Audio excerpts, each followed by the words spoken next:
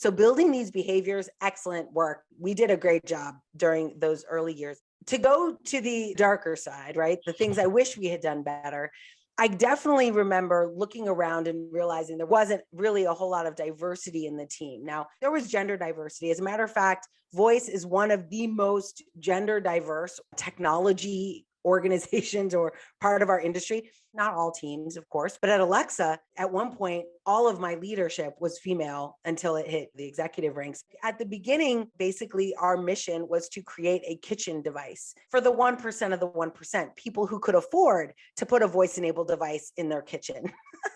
And with that, there was a whole team dedicated to acquiring data around voice, like acquiring different types of voice samples. And they weren't focusing on Miami. They weren't focusing on people who maybe spoke English as a second language, or even more moderately, people in New Jersey or people in Oakland, California.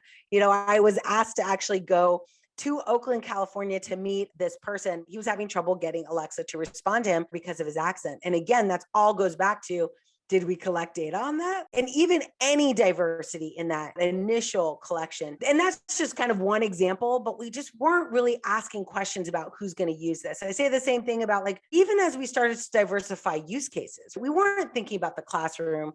We weren't thinking about the nursing home. We weren't thinking about the hospital room, all places that Alexa is starting to thrive.